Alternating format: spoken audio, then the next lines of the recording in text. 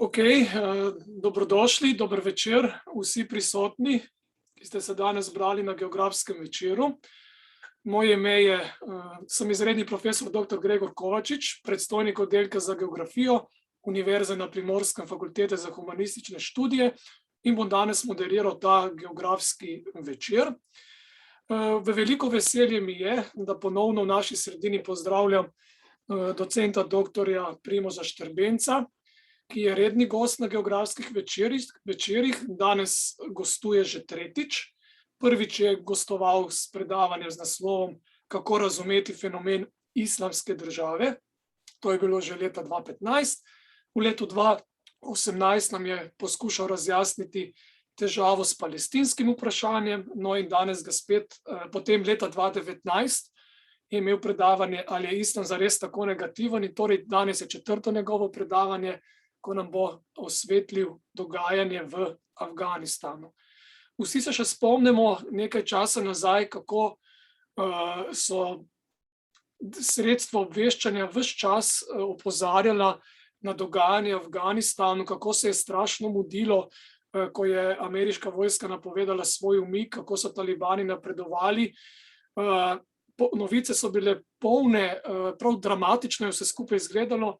No, danes nekaj časa potem, ko je spet COVID eskaliral v vsej svoji veličini, pa bolj malo slišimo o tem, kaj se v Afganistanu dogaja. In o tem bo danes tekla beseda. No, dovolite mi, da predstavim današnjega predavatelja. Dr. Primož Štrbenc je diplomiral in magistriral iz mednarodnih odnosov, doktoriral pa je sociologije religij. Je docent na Fakulteti za menedžment Univerze na Primorskem. Napisal je znanstveni monografiji Šiiti, geneza, doktrina in zgodovina odnosov suniti ter Zahod in muslimanski svet, akcije in reakcije. In pa seveda večje število drugih znanstvenih in strokovnih člankov. Raziskovalno se ukvarja z islamom, položajem v muslimanskem svetu, geopolitičnim dogajanjem v Afriki in Evraziji ter vprašanji etike in kulture v poslovnem svetu. No, in za kratek uvod v današnje predavanje preberem uvodnik. V Afganistanu je gibanje Talibanov že drugič prišlo na oblast. V nekaterih vidikih se tokratna talibanska vladavina razlikuje od prejšnje, vendar pa še marsikaj ostaja odprto, med drugim, ali bo prišlo do novih velikih begunskih valov iz države. Z namenom predvidevanja razvoja položaja v Afganistanu je nujno upoštevati etični, religijski in politični kontekst, poleg tega pa tudi odnos pomembnih držav, Ljudske republike Kitajske, Rusije, Pakistana, Irana, ZDA in seveda Evropske unije. Talibanski prevzem oblasti bo vplival tudi na način razmišljanja militantnih islamističnih skupin v širšem muslimanskem svetu. Toliko za kratek uvodnik, zdaj pa besedo predajam našemu predavatelju, tako da Primož, beseda je tvoja. Hvala lepa, Gregor. Torej, vidim, da je 68 udeležencev. To me zelo veseli, da smo se danes zbrali tukaj, da je toliko ene intelektualne radovednosti na ta novembrski večer. Torej, zmeraj rad gostujem pri geografskih večerih, na žalost tokrat na ta oddaljen način, ampak mislim, da ne bi smeli biti nič prikrajšani tudi na ta način. Sam se bom potrudil, da bi tudi nadaljavo to srečanje naredil čim bolj zanimivo in pa intelektualno, torej dinamično, če lahko tako rečem. Dovolite pa mi, dragi gosti in gostje, da preden začnem, da vendarle izrazim globoko obžalovanje zaradi tega, ker je moj dragi profesionalni kolega s fakultete in pa vrhunski intelektualec, izredni profesor dr. Tonči Ante Kuzmanič včeraj umrl. Tako da pozivam vse skupaj, da opravimo torej minuto molka.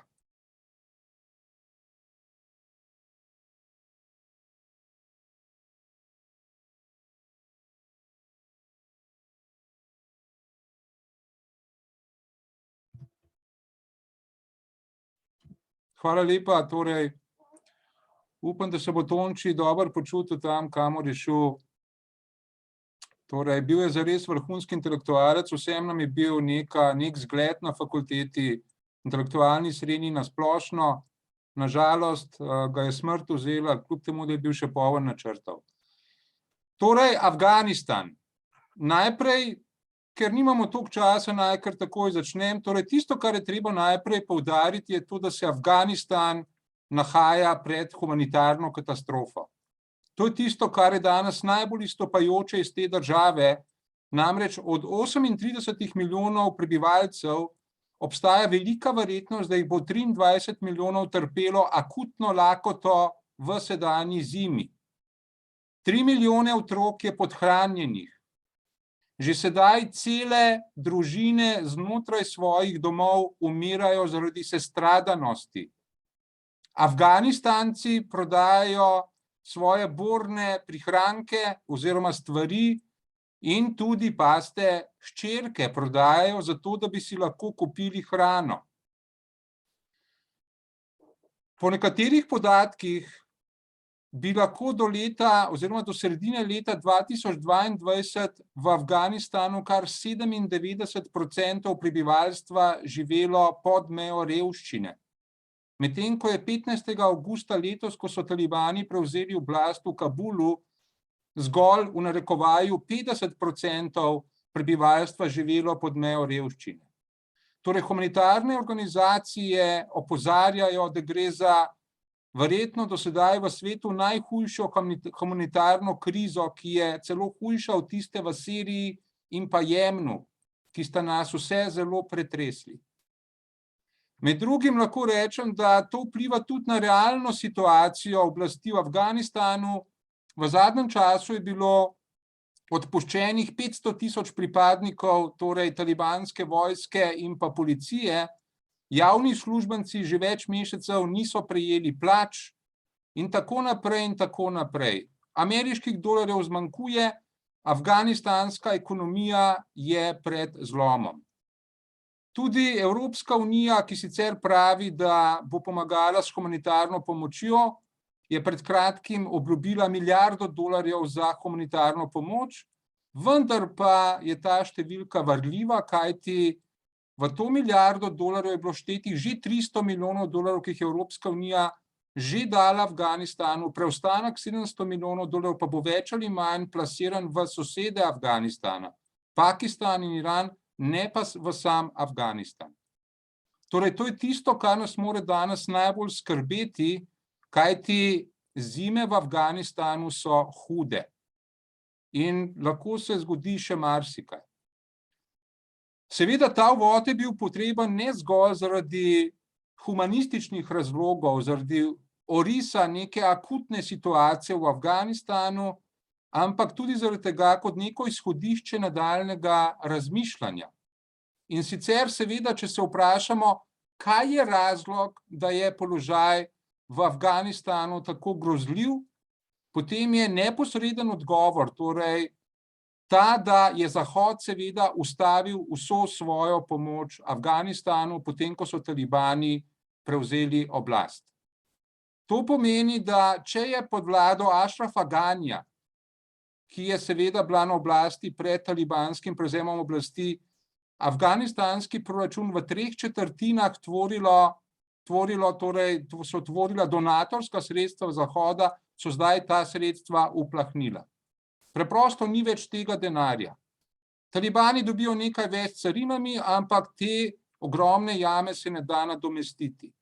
Poleg tega Zahod, se pravi, ko pravim Zahod, mislim Združene države Amerike in pa Evropsko unijo, še naprej izvaja sankcije proti talibanskemu režimu in poleg tega je Zahod, predvsem Združene države Amerike, zamrznil $9 milijard afganistanskih deviznih rezerv.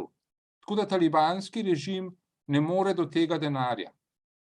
Temu lahko dodam še neko simbolno politično sankcijo proti talibanskemu režimu in ta je, da je kljub temu, da je talibanski režim zaprosil za to, da bi pridobil sedež Afganistana v Organizaciji Združenih narodov, je bila v Organizaciji Združenih narodov ta prošnja dana na stran. Preprosto je ne obravnavajo. Kar je podobno kot med letoma 1996 in 2001, ko so talibani prvič vladali Afganistanu. Torej, gre za hud pritisk Zahoda na talibanski režim. Kaj je razlog? Seveda, verjetno se marsikomu od vas ta odgovor že poraja. Razlog je v tem, da talibanski režim ni v celoti ali pa vsaj v pomembni meri izpolnil treh pogojev, treh kriterijev, ki jih je Zahod dal talibanom za diplomatsko priznanje in ekonomsko pomoč. Prvič, spoštovanje človekovih pravic, predvsem pravic žensk. Drugič, formiranje inkluzivne vlade, ki naj bi zajemala tako vse etnične skupine oziroma najpomembnejše etnične skupine v Afganistanu, kot tudi ženske in tudi nekatere politične osebnosti iz prejšnjega režima. Naprimer Hamida Karzaja, nekdanjega predsednika, takoj po prihodu Američanov, in pa Abdullaha, s katerim so se talibani zares precej časa pogajali po prevzemu oblasti. In pa tretjič, boj proti terorizmu. Torej Zahod, ZDA in Evropska unija očita talibanskemu režimu predvsem seveda, da ne spoštuje človekovih pravic oziroma pravic žensk. Tukaj dejansko lahko rečemo, da to drži, kajti talibani so nekoliko omilili svojo politiko do žensk, vendar še vedno ogromni večini žensk, ki so delale v javnem sektorju pred njihovim prihodom na oblast, ne dovolijo vrnitve na svoja delovna mesta. Izjema so na primer zaposlene v bolnicah in pa zdravstvenih institucijah, ki pa so tudi v teh institucijah ločevane od moških, se pravi od zdravnikov in drugih moških uslužbencev. Drugič, talibani izganjajo ženske tudi iz drugih delovnih mest. Že ko so zavzeli Herat, mesto na zahodu Afganistana, so ženske večinoma poslali domov. Ta politika se več ali manj nadaljuje. Tretjič, talibani so pred mesecem in pol zopet odprli srednje šole, vendar v njih lahko hodijo zgolj dečki. Deklice ne smejo več hoditi v srednje šole ob neki razlagi, da naj bi se kmalu tudi za njih odprla ta možnost. Neka izjema je univerza, kamor lahko hodijo ženske študentke, vendar v razredih so moški študenti in ženske študentke strogo ločeni z zaveso, tako da se med sabo ne morejo videti. Torej ta obtožba Zahoda, da talibani kršijo človekove pravice žensk, dejansko velja. Kar zadeva inkluzivno vlado, kar zadeva torej vključitev nepaštunskih, torej manjšinskih etničnih skupin v vlado, naj opozorim, da talibani seveda izhajajo iz večinske afganistanske etnične skupine paštunov, ki tvori 42% prebivalstva in je tradicionalno v Afganistanu vladajoča, čeprav pod Američani paštuni niso bili torej dominantna etnična skupina. Sedaj s talibani so zopet prišli na oblast in tisto, česar se svet boji, je to, da paštunski talibani drugim etničnim skupinam, to so Tadžiki, 27% prebivalstva, Hazari, 9% prebivalstva, Uzbeki, 8%, potem imamo pa še celo plejado drugih skupin, naprimer Nuristanci, Kakuji, potem so tle Baluči in tako naprej. Torej, da talibani tem skupinam ne bodo dovolili participacije v vladi. Ta obtožba zaenkrat lahko rečemo velja zgolj deloma. Kajti v prvi, tako imenovani prehodni vladi, ki so jo talibi osnovali 6. septembra letos, je bilo od 33 članov vlade so bile zgolj 3 osebe, ki so bile nepaštuni, 3 Tadžiki. Vendar pa so deloma talibani torej to popravili približno 15 dni pozneje, ko so razširili to začasno vlado 22. septembra na 53 članov, od teh 53 članov pa jih je 10 nepaštunov. Se pravi, da so delež manjšinskih nepaštunskih skupnosti povečali nekako iz 10% na 20%. Trenutno v tej tako imenovani prehodni vladi, pri čemer naj opozorim, da se je tudi talibanska vlada med letoma 1996 in 2001 ves čas imenovala prehodna vlada, torej v tej zadnje formirani, razširjeni talibanski prehodni vladi sedijo 4 Tadžiki, 2 Uzbeka, en Turkmen, en Hazar, en Nuristanec. Nuristanci živijo na severovzhodu deželi luči, kot se reče, naj bi bili potomci Grkov, imajo največ plavookih pripadnikov kot neka zanimivost, in pa en pripadnik etnične skupine Hvač, ki se imajo za potomce arabskih prednikov, vendarle govorijo arhaično perzijščino Dari. Torej, od 53 članov vlade jih je 10 nepaštunov. Tako da tukaj so talibani naredili določen napredek, čeprav bi človek rekel minimalen. Glede boja proti terorizmu pa talibani vendarle poskušajo marsikaj narediti, kajti imajo polne roke dela z islamsko državo pokrajino Horasan. To je veja islamske države, ki deluje v Afganistanu in Pakistanu. Pozneje bom še več o tem povedal. V zadnjem času izvaja destruktivne napade na šiite. To sta bila 2 napada v Kunduzu, bolj na severu države, in pa v Kandaharju, samomorilski napadi, v katerih je umrlo najmanj 100 ljudi, v zadnjem času tudi na vojaško bolnico v Kabulu. Skratka, ker talibani nočejo izpolniti kriterijev, ki jih je postavil Zahod, predvsem na področju spoštovanja človekovih pravic oziroma pravic žensk, Zahod torej vztraja pri svoji politiki finančne blokade. In to ustvarja humanitarno katastrofo. Zdaj bi pa rad jaz, torej, kdo bi rekel, zakaj pa so talibani tako trdi, rigidni in tako naprej, zakaj tako vztrajajo? Na prvi pogled se zdi to iracionalna politika, vendarle pa naj sam naštejem, kateri razlogi stojijo za tem, da talibani nočejo popuščati, vsaj do sedaj niso pokazali kakšne večje pripravljenosti, da bi popuščali, ko gre za pravice žensk. Prvi razlog je ta, da če pogledamo religijsko-teološko pripadnost talibanov, potem je odgovor, da pripadajo teološki šoli Deoband. Ta teološka šola Deoband se imenuje po kraju približno 100 km severovzhodno od Delija, oziroma New Delija v Indiji, nastala je 1866. V načelu, torej v izhodišču, izhaja iz najbolj liberalne sunitske pravne šole Hanafi. Torej pravne šole Hanafi, ki na primer edina dovoljuje ženskam, da se poročijo brez privolitve moških sorodnikov. Vse ostale pravne šole, Maliki, Šafi, Hanbali, zahtevajo od žensk, da morajo pred poroko pridobiti soglasje moških sorodnikov. Ta pravna šola Hanafi, ki pripadajo na primer tudi bosanski muslimani, pa tega ne zahteva. Ampak to je zgolj izhodišče, kajti šola Deoband je šla v popolnoma drugo konzervativno smer. Šla je v to smer tudi zaradi prisotnosti Britancev v Indiji, da ne priznava kot vera prava, torej v bistvu marginalizira kot ver prava ičtihad. Ičtihad je tako imenovana neodvisna presoja.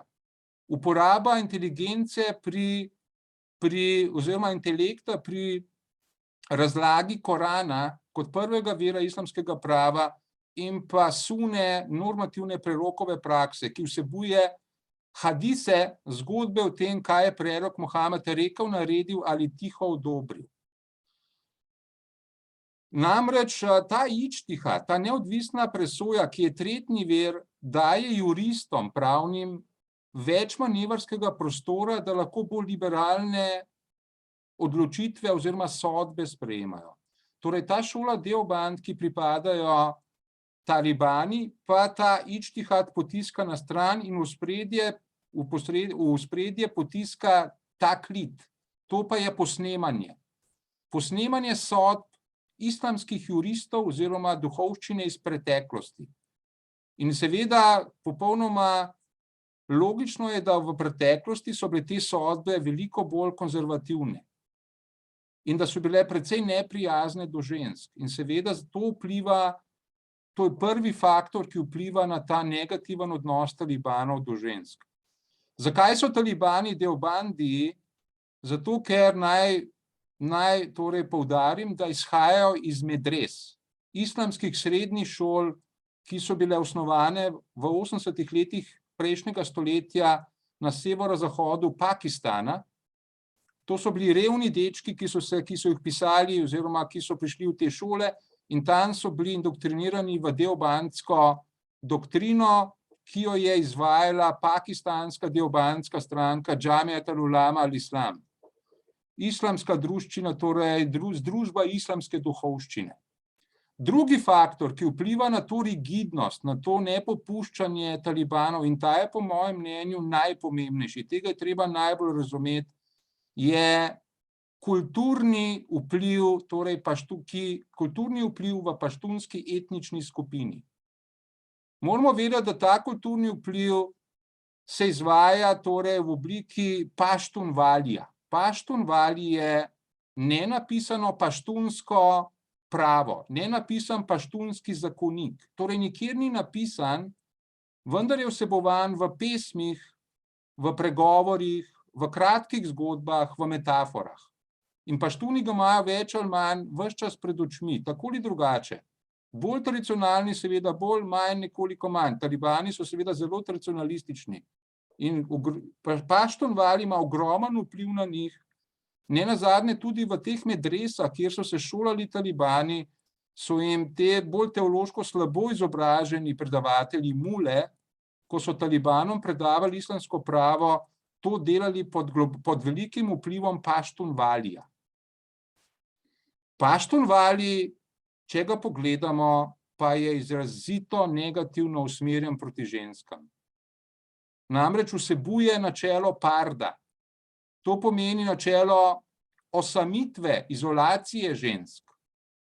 Zahteva že, da mora biti 7-letno dekle, torej v izolaciji, da ne sme videti nobenega moškega do svoje poroke, razen najtesnejših moških sorodnikov. Potem, ko se enkrat poroči dekle, seveda je obsojeno na neko monotono življenje v hiši, kjer skrbi za otroke, za stare starše, za hišo, le redko lahko zapusti to hišo, v druge kraje in pa vasi gre lahko zgolj ob moževi privolitvi. Torej, to načelo parda je izjemno strogo. In Američani tega pravila niso poznali in so vdirali v zasebne hiše paštunov in celo v zasebne sobe teh žensk. In to je bila najhujša žalitev za paštuna, ki je sprožila torej načelo maščevanja badal. Tega ameriški antropologi, ki naj bi delovali z ameriško vojsko, nikoli niso razumeli.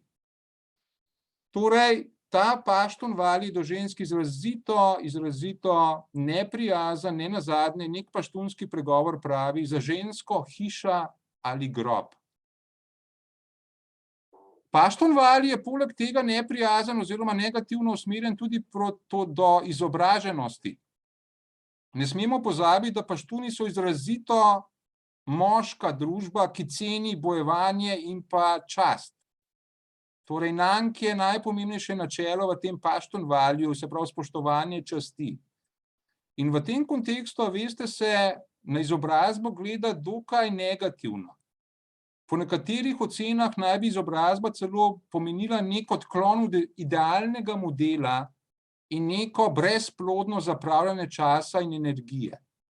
Torej, ta družba, tradicionalna paštunska družba, ceni bojevanje, ceni neko trdost moško in pa tradicionalne vrednote, in med temi ni izobraževanja. Naj zgolj upozorim, da Afganistan se do danes, torej zdaj nekoliko miru prišlo v deželo, predtem je bilo pa v Afganistanu 43 let vojne. In ta permanentna vojna se je začela leta 1978,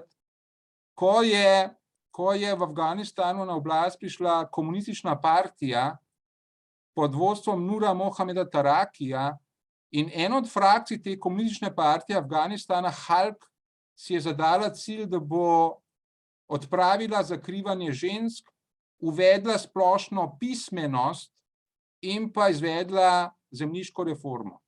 To je sprožilo seveda takojšnjo mobilizacijo paštunskih islamistov, ki so razglasili sveto vojno, džihad, tej komunistični partiji in s tem se je začela ta nenehna vojna v Afganistanu. Torej, kmalu so džihadisti začeli zmagovati in morala je vstopiti v deželo Sovjetska zveza, potem pa veste, da se je nadaljevalo nadaljnjih 10 let. Torej, to je ta paštun vali, ki ga moramo razumeti, da bi razumeli, zakaj talibani vztrajajo pri tej neprijazni politiki do žensk. Tretji razlog je tudi povezan deloma s tem, kar sem že rekel, namreč ti talibani, večji del borcev se je šolal v medresah deobandskih. In tja so ti mladi fantje vstopili v bistvu, ne da bi imeli spremstvo žensk. To so izrazito moška okolja. Nekateri so bili sirote, ki sploh nikoli niso poznali svojih staršev ali pa sestra. Nekateri so se morali, ko so šli v medreso, zaradi svoje revščine, ker so v medreso dobili hrano, izobrazbo in pa neko posteljo, torej so se morali zato odreči svojim staršem oziroma posloviti od mamine družbe. In zaradi teh moških okolij so te fantki bili socializirani v izraziti neki skeptičnosti do žensk. Lahko govorimo celo o nekem strahu do žensk, ginefobiji. Namreč tudi te mule, te predavatelji v medresah so večkrat ženske slikali kot neko potencialno skušnjavo, ki lahko torej te talibane, talib pomeni študent, torej odvrne od hoje po božji poti. Torej ta izrazita nek strah do žensk in pa skepsa do žensk. Četrti razlog je tudi povezan s tem. A veste, v sedanjem talibanskem vodstvu, v tej prehodni vladi imamo tudi ljudi, ki so bolj liberalni. Podpredsednik afganistanske vlade Abdul Ghani Baradar, glavni pogajalec talibanov z Združenimi državami Amerike v Dohi v Katarju, zastopa bolj liberalna stališča. Bi bil pripravljen dati več koncesij ženskam, ampak, in ta ampak je bistveno pomemben, tudi če bi si talibansko vodstvo odločilo, da da več koncesij ženskam, ne smemo pozabiti, da je eksistenčno odvisno od lojalnosti in pa kohezivnosti svojih borcev in pa poveljnikov. Nenazadnje, vodstvo se ni borilo na bojiščih, ampak je prišlo na oblast z bojem svojih navadnih borcev in pa poveljnikov. In ti navadni borci in pa poveljniki so izrazito konzervativni. Zahtevajo od vodstva, zahtevamo od vas, da sledite naši poti, paštunvaliju. Zahtevamo, da ne popuščate Zahodu. Torej, ker če boste začeli popuščati Zahodu, potem je naša lojalnost do vas vprašljiva. Dejansko, če bi talibansko vodstvo začelo močno popuščati, bi lahko prišlo do izstopa pomembnih delov talibanskih borcev, morda celo pridružitve Islamski državi. Temu lahko dodam naslednji faktor, namreč, veste, da je treba upoštevati tudi psihološki moment. Namreč ne pozabimo, da talibani so premagali najmočnejšo vojsko na svetu, to je ameriško. Premagali so tudi najmočnejše zavezništvo na svetu, to je NATO. Če pa ti premagaš najmočnejše sile na svetu, potem meniš, da je Bog na tvoji strani. In Bog ne bi bil na tvoji strani, če tvoja interpretacija šarije, če tvoja religija ne bi bila pravilna. Torej, ker je pravilna, boš pri njej vztrajal. In s tem povezana je naslednja značilnost paštunov, da moramo vedeti, da paštuni so izjemno ponosno ljudstvo. Samozavestno ljudstvo. Da se dobro zavedajo tega, da jih še nihče v zgodovini ni uspel podjarmiti. Pa so mnogi poskušali podjarmiti Afganistan. Torej, Moguli so prvi poskušali. So bili poraženi 1872, 10.000 mrtvih so imeli. Potem so prišli Britanci. V prvi afganski vojni 1839 do 1842 so te paštuni pobili vse Britance, razen enega samega, dr. Bryden, se je rešil. Pa še to čisto noren. Potem so poskušali Sovjeti seveda, pa so jih te paštuni, tle treba poudariti, s močno pomočjo Tadžikov. Nenazadnje glavni bojevnik pri teh mudžahedinih je bil Ahmed Šah Masud Lev Išpanšir, Tadžik, pa vendarle so jih te paštuni skupaj s Tadžiki tudi porazili in sedaj so porazili Združene države Amerike. In torej, če ti poražiš te sile, potem se jim ne boš kar tako uklonil, če bojo od tebe nekaj zahtevali. In pa naslednji razlog je ta, da moramo razumeti, da talibansko gibanje ni povsem homogeno. Da imamo tudi različne frakcije znotraj, naprimer Haqqanijeva frakcija, o kateri bom več pozneje povedal. Ta Haqqanijeva frakcija je močna v sedanji prehodni vladi in blizu Pakistanu. In zato, če hočejo talibani neko kohezivnost ohranjati, neko stabilnost svojega gibanja, potem morajo neprestano graditi oziroma obnavljati to kohezivnost. In to kohezivnost lahko hranijo zgolj na takšen način, da iščejo ves čas najnižji skupni imenovalec med različnimi frakcijami. In to seveda, če iščeš najnižji skupni imenovalec, potem to ne bo rezultiralo v nekih hudih spremembah tvoje politike, ampak nasprotno bo delovalo konzervativno, v malo spremembah. Zato torej tudi zaradi tega razloga manjša pripravljenost kaj veliko spreminjati. In pa nazadnje, ali pa lahko bi rekel tudi ne nazadnje, veste, Islamska država pokrajina Horasan pritiska. Islamska država pokrajina Horasan pritiska, torej, ko je padel režim Ašrafa Ganija 15. avgusta, režim vlada 15. avgusta letos, je iz zaporov pobegnilo več 100 članov Islamske države pokrajine Horasan. Prej so skušali graditi neko vladavino na podeželju, sedaj v zadnjih mesecih, ko vladajo talibani, pa se Islamska država preusmerila v mesta, v urbano gverilsko bojevanje, predvsem samomorilci. In ta Islamska država, pokrajina Horasan, pritiska na talibane v smislu, če boste popuščali Zahodu, potem to pomeni, da niste pravi muslimani. To pomeni, da popuščate Zahodu, da smo mi, seveda že tako ali tako menimo, da smo mi bolj pravilni muslimani, če boste popuščali, potem bo to še toliko bolj jasno. Torej so talibani tudi pod pritiskom te doktrinarno še bolj ortodoksne skupine Islamske države pokrajine Horasan. In to sovraštvo Islamske države pokrajine Horasan do talibanskega režima je vidno v tem, da medtem ko so, to bom proti koncu današnjega predavanja povedal, medtem ko so veje Al-Kajde po svetu slavile talibansko zmago, pa se Islamska država nikjer ni oglasila. Torej, ostala je tiho. Torej, ta prezir do talibanske vladavine se pozna v tej islamski državi. Kjerkoli pogledaš, tudi Islamska država v Veliki Sahari, v Sahelu, tiho. Tako da, če upoštevamo vse to, kar sem sedaj povedal, potem ni nikakršno presenečenje, da talibani ne popuščajo. In da ne kažejo kakšne velike pripravljenosti, da bi se uklonili pritisku Zahoda. Zdaj pa naslednje, kar bi jaz povedal, seveda se moramo vprašati, kam bo šlo to naprej. Talibani nočejo popuščati, Zahod tudi noče popuščati in vztraja pri ostrih sankcijah, ki rezultirajo v neki humanitarni katastrofi. Lahko si zastavimo vprašanje, torej, do česa bi lahko te zahodne sankcije pripeljale? Ali bodo učinkovite? Ali bodo pripravile talibane k spremembi politike?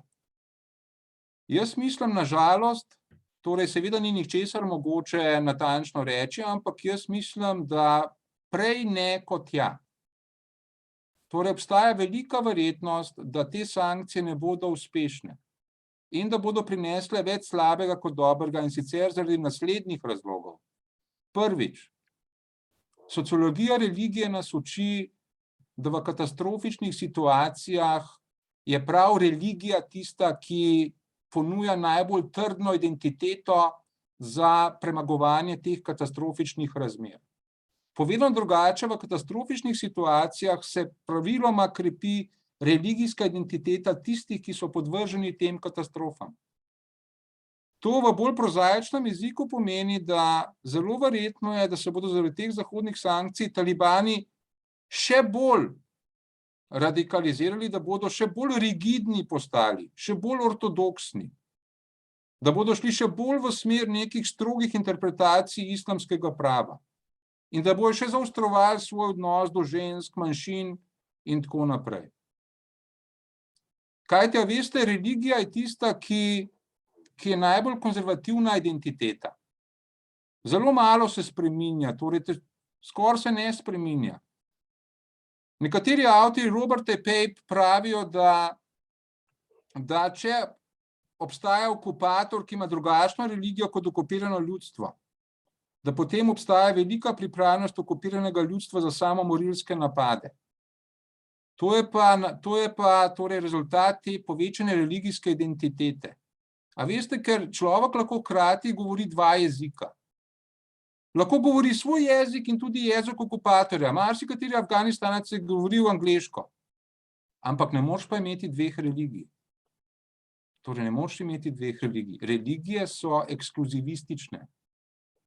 In v tem smislu so tudi najbolj, torej, kot sem rekel, rigidne.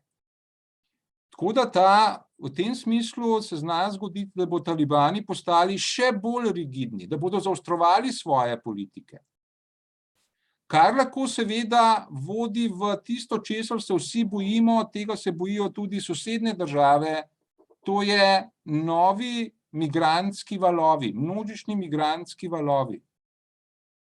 Torej proti zahodu predvsem in pa proti vzhodu, se pravi, čez Iran, Turčijo, naprej v Evropo in pa proti Pakistanu. Torej, to je realna nevarnost, če bo ta talibanski, torej ta ekonomska situacija v Afganistanu popolnoma kolapsirala, se kaj hitro lahko zgodi, torej, da pride do novih množičnih migrantskih valov. Na to je opozoril talibanski zunanji minister, ko je pred dnevi poslal pismo ameriškemu kongresu in opozoril na to, če boste Američani vztrajali s svojimi sankcijami, potem boste dobili množične migrantske valove. In to je realna možnost. Torej, tudi to bi bilo zelo slabo. Že zdaj vidimo, kaj se dogaja tam na belorusko-poljski meji, pa drugje, da se ta Evropa zapira, da desničarski populisti dobivajo več besede. Kaj šele, če pridejo te nove množice? Torej, te množice migrantov bodo imele, če pride do njih, tudi vpliv na politike Irana in Pakistana do Afganistana, zelo verjetno. Tretjič, če bo Zahod vztrajal pri tej politiki ustavljanja oziroma blokiranja ekonomske pomoči, se zelo lahko zgodi, da se bodo široki sloji Afganistancev, ki do sedaj niso bili preveč islamistično usmerjeni oziroma naklonjeni talibanom, da se bodo začeli počasi islamizirati v smislu, da bodo postali sovražni do Zahoda.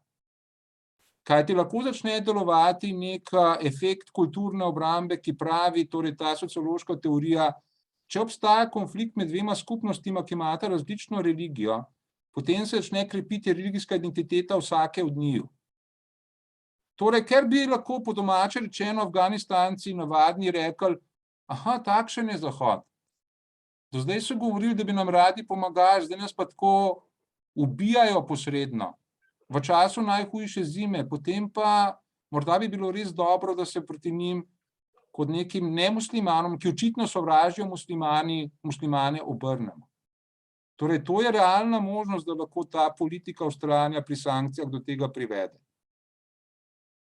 In pa naslednji negativni torej razlog, torej učinek, bi bil lahko ta, rekel sem že, da je v zadnjem času 500.000 pripadnikov afganistanske policije in pa vojske izgubilo delo.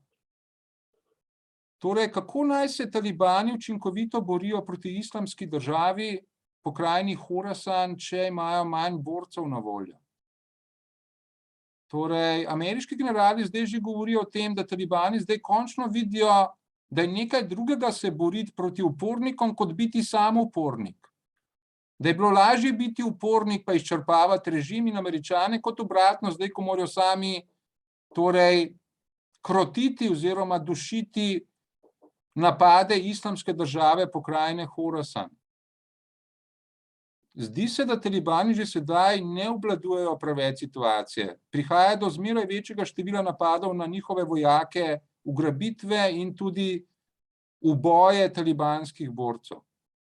Verjetno, da bo moral Iran začeti tudi deliti obveščevalne podatke s talibanskim režimom, da bi se leta slednji lahko bolj učinkovito boril proti islamski državi pokrajini Horasan. Torej, s temi sankcijami lahko Afganistan zgolj se še dodatno destabilizira, v destabiliziranem okolju pa je več možnosti za delovanje islamske države pokrajine Horasan.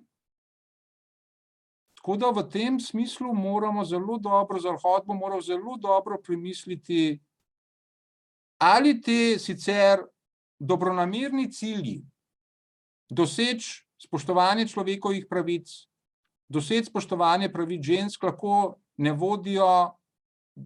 bodo vodili v nekaj povsem drugega. V neko poslabševanje zadev, ki lahko prinese še hujše probleme.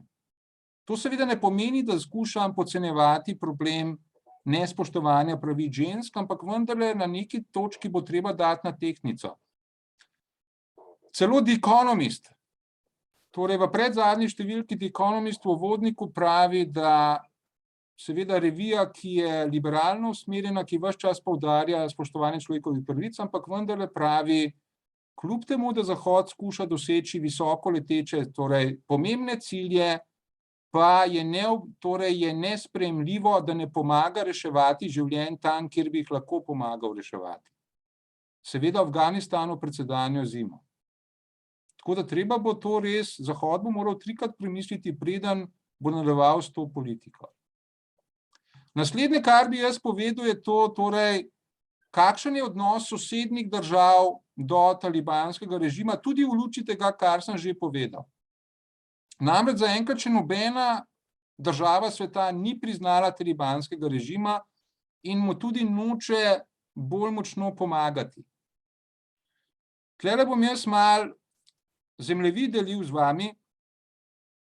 Namreč tale Afganistan imamo, tle najpomembnejši akterji so seveda Pakistan, Ljudska republika Kitajska, Iran in pa Rusija. Indija je že torej nekako bila pomemben akter, ampak zdaj ni več med najpomembnejšimi akterji. Naj povem, da talibani so izrazito protiindijsko, protihindujsko naravnani. Indija je izgubila svojo pozicijo v Afganistanu. Pod prejšnjim režimom so bile te močne, sedaj niso. Moramo torej pogledati Pakistan, kot pravim, Ljudsko republiko Kitajsko, Iran in pa Rusijo. Pakistan. Pri Pakistanu je treba povedati, da gre za nek izrazito ambivalenten položaj. Torej, da gre na eni strani za to, da pakistanske varnostne in obveščevalne strukture so slavile oziroma slavijo zmago talibanov v Afganistanu. Nenazadnje talibane na noge postavila pakistanska obveščevalna služba, torej Inter-Services Intelligence. Ne pozabimo, da v Pakistanu je tradicionalno od samega začetka države najpomembnejša institucija in pa sila vojska. In ta vojska slavi talibanski prihod na oblast v Afganistanu, ker seveda je bila na ta način izgnana Indija, večna sovražnica, in pa ker pakistanske varnostne in obveščevalne elite v Afganistanu vidijo strateško zaledje, strateško globino v primeru spopada z mnogo večjo in vojaško močnejšo Indijo. Torej, pakistanske te vojaške elite so zmeraj videle v Afganistanu neko naravno strateško zaledje, če pride do spopada s tole Indijo.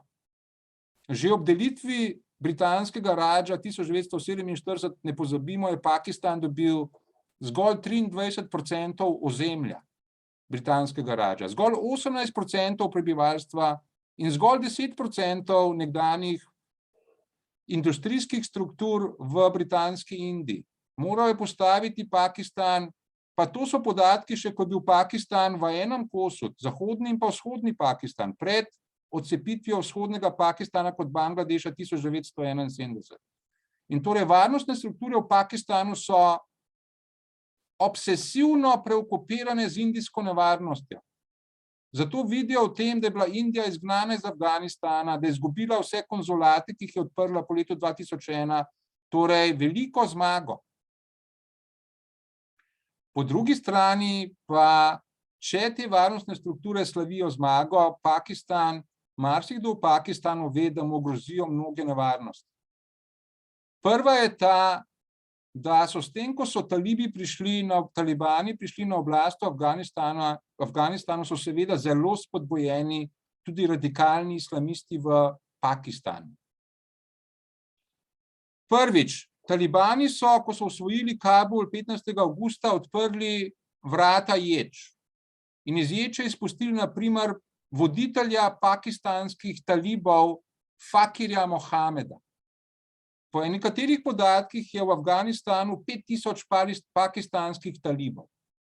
Torej je treba strogo razlikovati med afganistanskimi in pakistanskimi talibi oziroma talibani. Pakistanska vojaška obveščevalna služba je ves čas po letu 2001 močno podpirala afganistanske talibane. Po drugi strani ima pa Pakistan ogromne, torej ta ista obveščevalna služba varnostna, ogromne probleme in se bori s pakistanskimi, svojimi lastnimi talibani. Tahrik je Taliban Pakistan.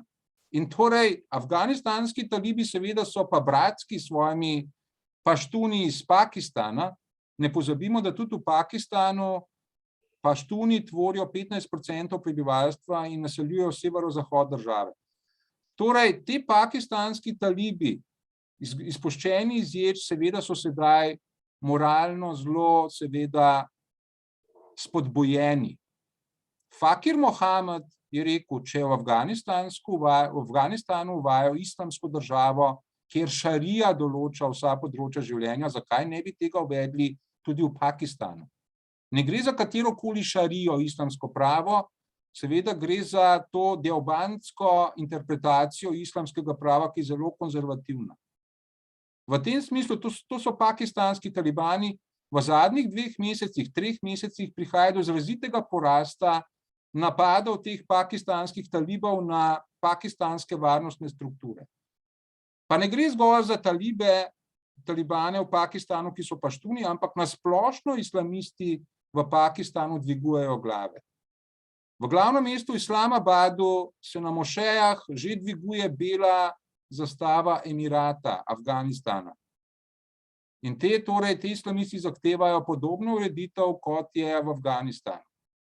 Tako da tukaj je ta ambivalentnost, da če so varnostne strukture zadovoljne z osvojitvijo položaja v Afganistanu, bodo imele doma na lastnem terenu še mnogo težav. Poleg tega lahko, kot sem rekel, hitro pluskne val beguncev v Pakistan in še dodatno ekonomsko obremeni to že tako in tako krhko državo. Naj opozorim, Pakistan je država sveta, ki do sedaj največkrat morala za ekonomsko pomoč zaprositi Mednarodni denarni sklad. Kar 22-krat. Pakistan ni več sposoben lastnega preživetja. Kljub temu, da je Ljudska republika Kitajska močna zaveznica, Saudska Arabija, Pakistan je ekonomsko v globokih težavah. Ljudska republika Kitajska, to je verjetno najpomembnejša država v tem našem kontekstu, namreč Ljudska republika Kitajska je v načelu, tudi ko so se Američani umaknili iz Afganistana, torej doživela neko olajšanje. Namreč, ko so se Američani umaknili iz Afganistana, so si Kitajci vdahnili, ker so rekli, dobro je, da na svojih zahodnih mejah nimamo več ameriških čet.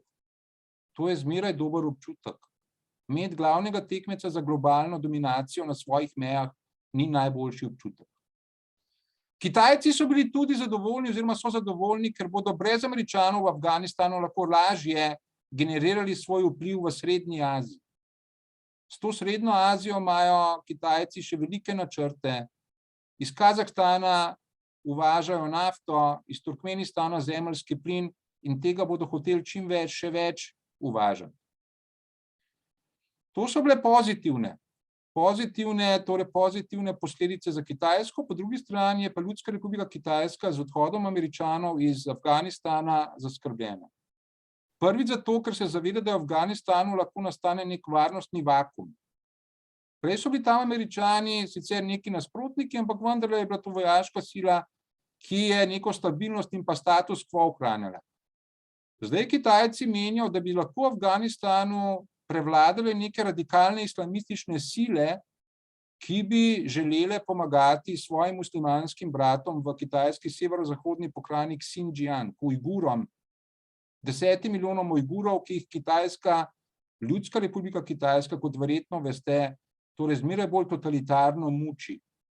Milijon zaprtih v koncentracijskih taboriščih, ženske prisilno sterilizirajo. Po nekaterih podatkih je Kitajska v Xinjiangu podrla, pazite, 8000 mošej. 8000 mošej porušila.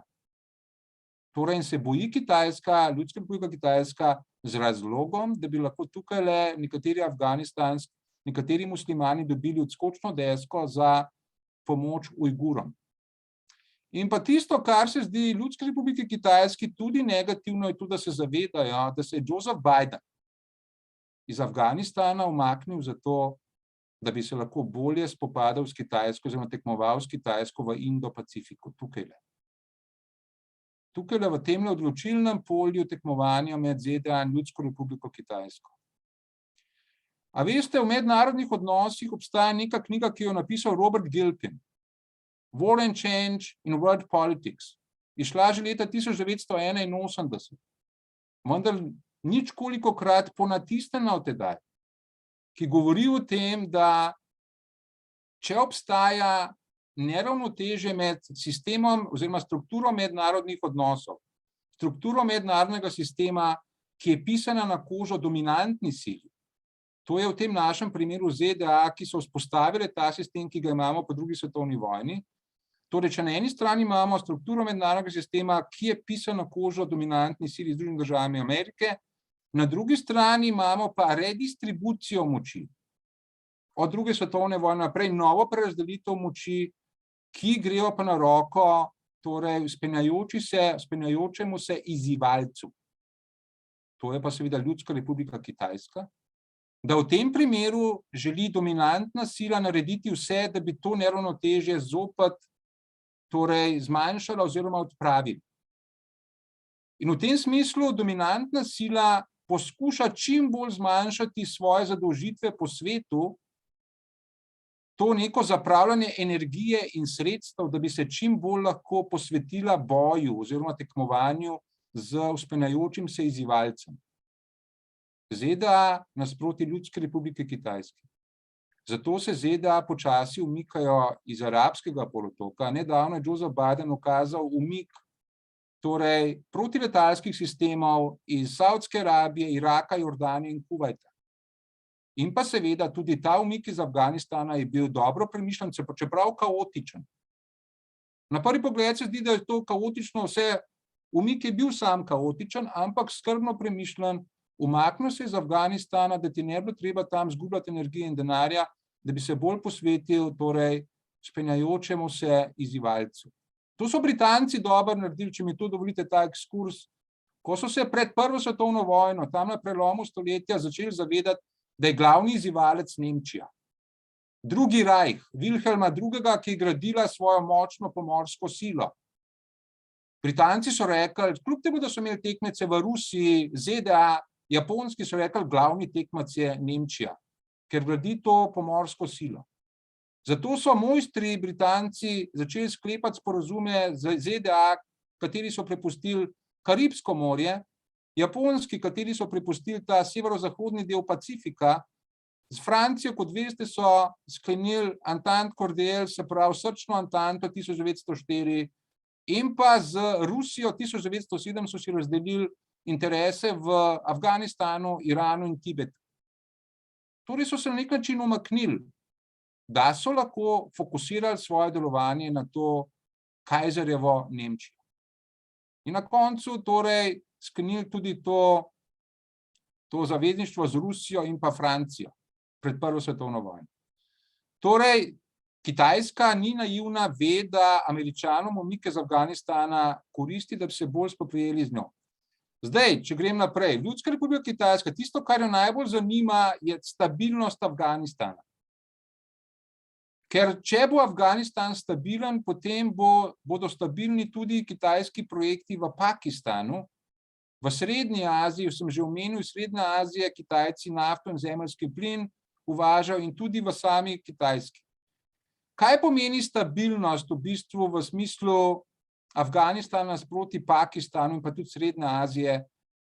Verjetno vemo, da v zadnjih 10 letih ali pa 8 letih od leta 2013 je najpomembnejši projekt v mednarodnih odnosih. Najbolj enormen projekt je pobuda pasu in ceste, ki ga izvaja Ljudska republika Kitajska. Xi Jinping je to razglasil v septembru in pa oktobra 2013 v Astani, v Kazahstanu in pa v Džakarti v Indoneziji, ampak ta pobuda pasu in ceste ni zgolj ena. Imamo kopenski del, to je ekonomski pas svilne ceste, in imamo pomorski del, pomorska svilna cesta za 21. stoletje. Ta kopenski del gre seveda tlele čez kopno. In en pomemben krak gre pa dol v Pakistan, to je tako imenovan ekonomski koridor Kitajska-Pakistan. Ljudska republika Kitajska naj bi v Pakistan vložila najmanj 62 milijard dolarjev.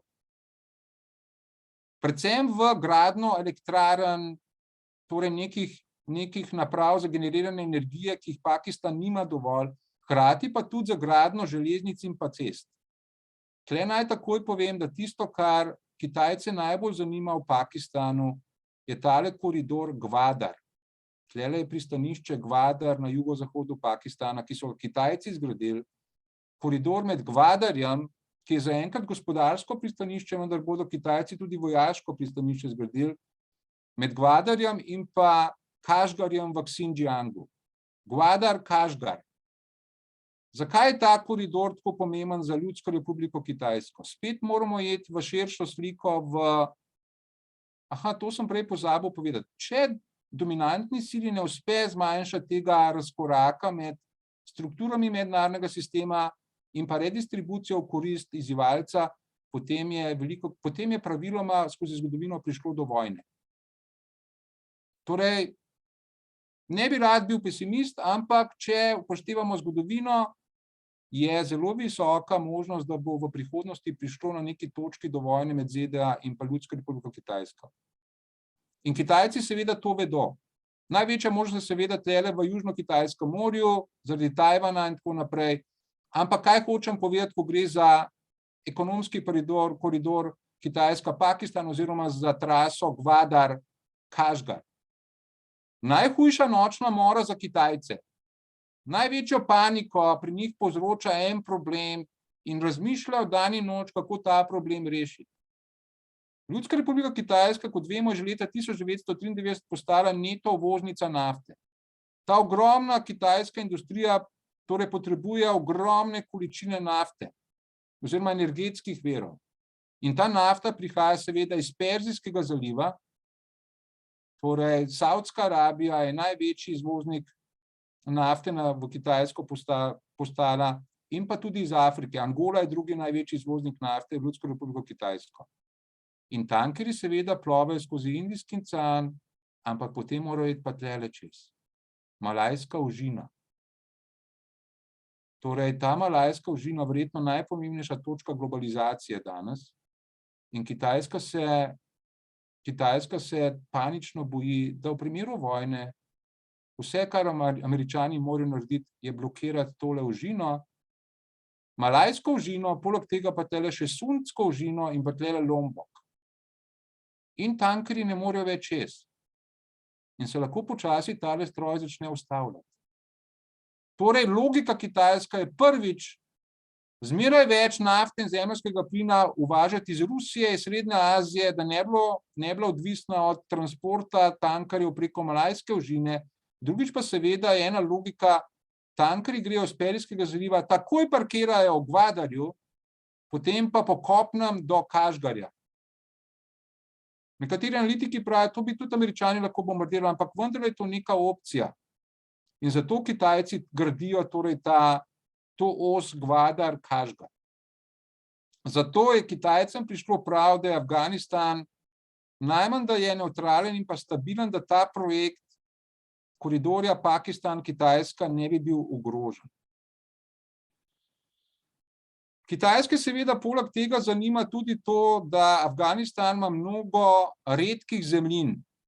Tudi to jih zanima, ampak če bi to vse, kar sem do zdaj povedal, upoštevali, potem bi rekli, potem bo pa Ljudska republika Kitajska, ki bo za božjo voljo nadomestila finančno blokado Zahoda.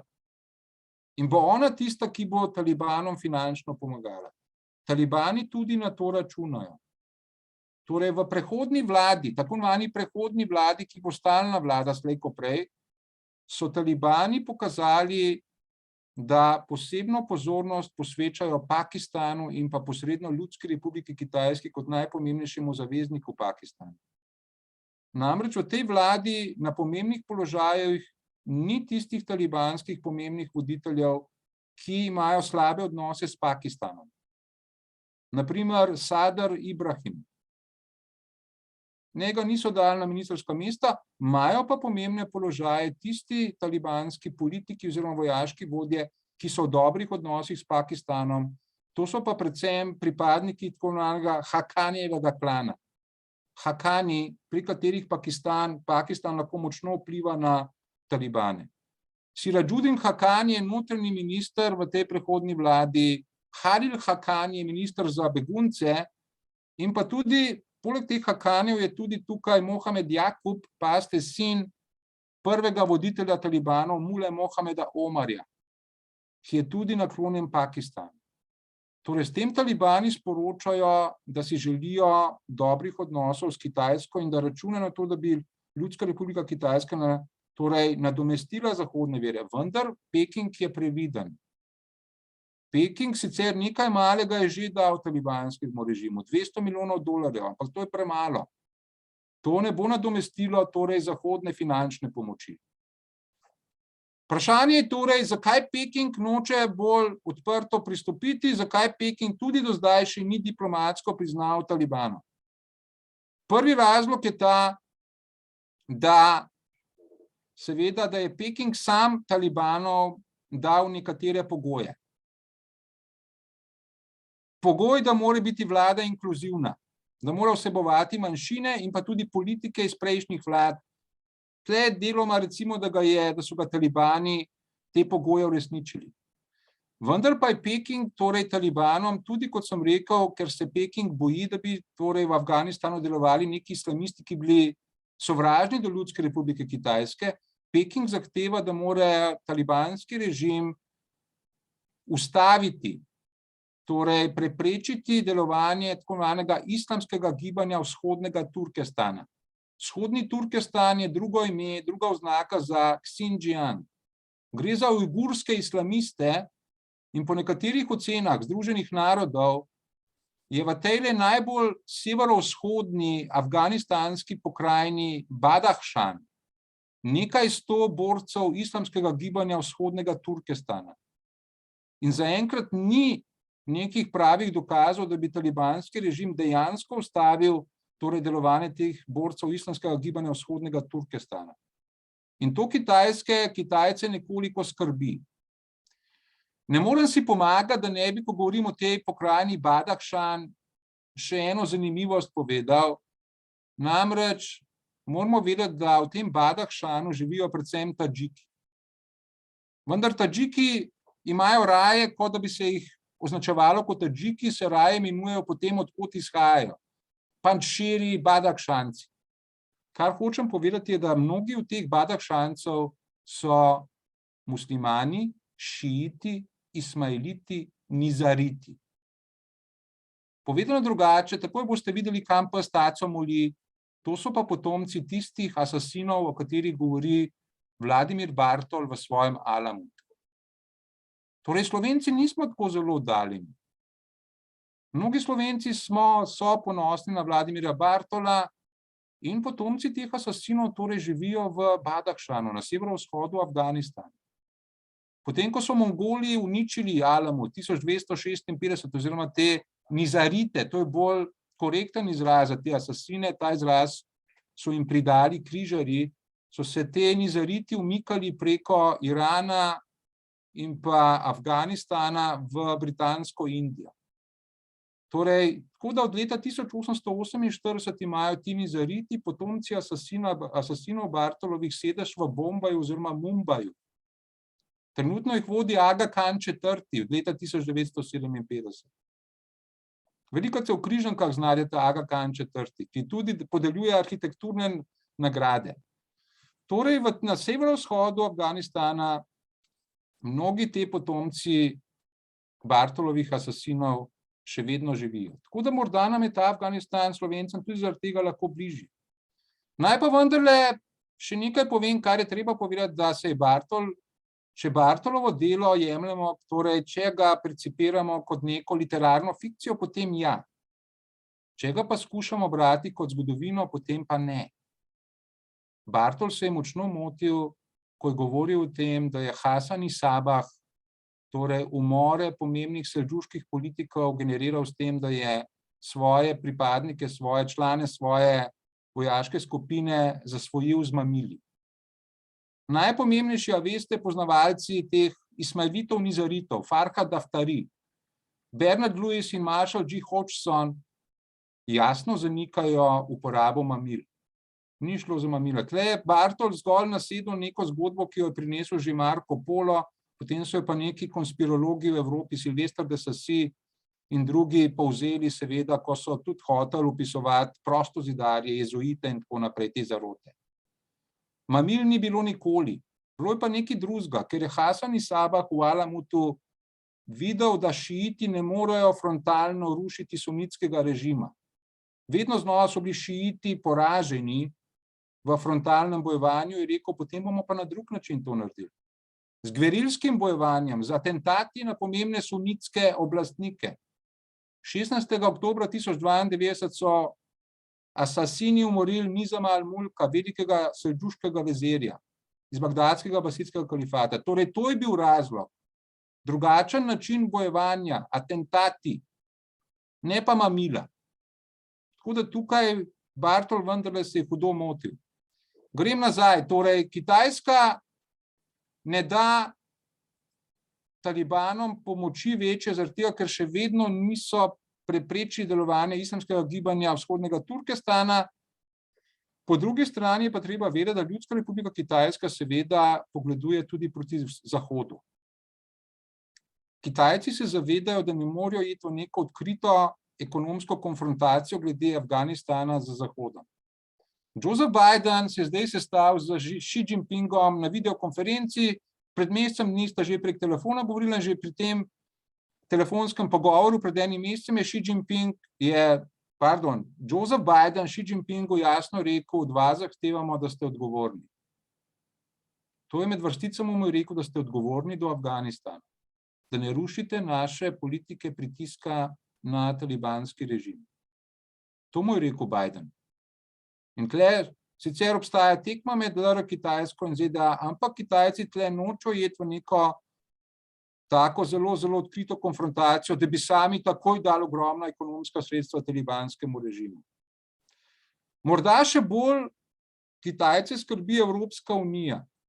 Namreč Ljudska republika Kitajska v smislu gradnje pobude pasu in ceste sledi nekemu cilju integracije Evrope in pa Azije na ekonomskem področju, torej evrazijske ekonomske integracije. To pomeni, veste, da čeprav še vedno obstaja morje kot najpomembnejši, torej najpomembnejši način plutja oziroma transporta ekonomskih dobrin, pa se zmeraj bolj tale kopenski transportni koridor iz Azije proti Evropi uveljavlja. Logistična revolucija je naredila to, da lahko z internetom stvari lahko spremljaš vlak od Chongqinga do Duisburga v Nemčiji. In tale os LR Kitajska, Nemčija znotraj Evropske unije je trgovinsko, ekonomsko izjemno močna.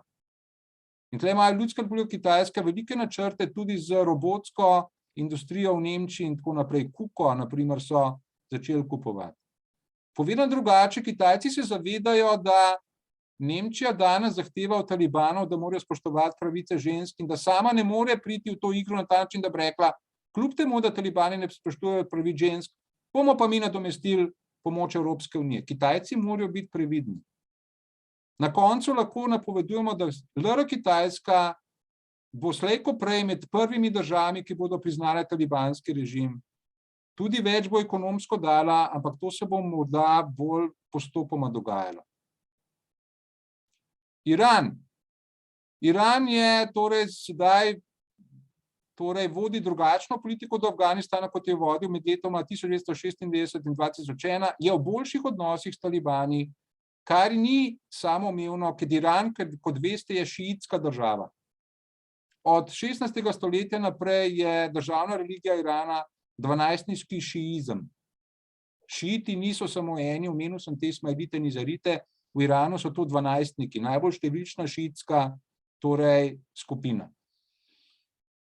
Iran sodeluje s talibani, verjetno, da jim zdaj bo začel dajati tudi obveščevalne podatke, kot sem že rekel, glede islamske države pokrajine Horasan, ampak Iran ima tudi druge opcije odprte. Namreč, če bi Afganistan ekonomsko kolapsiral in bi začelo prihajati do množičnih valov beguncev, ki bi preplavili Iran, in bi Afganistan tudi ekonomsko ne bil več nek trg, na katerega bi Iran lahko izvažal, ima Iran tudi B-plan pripravljen. Namreč Iran je, ne pozabimo, že za sirsko vojno, torej vojaško organiziral afganistansko hazarsko skupnost, 9% prebivalstva. Hazari so šiiti.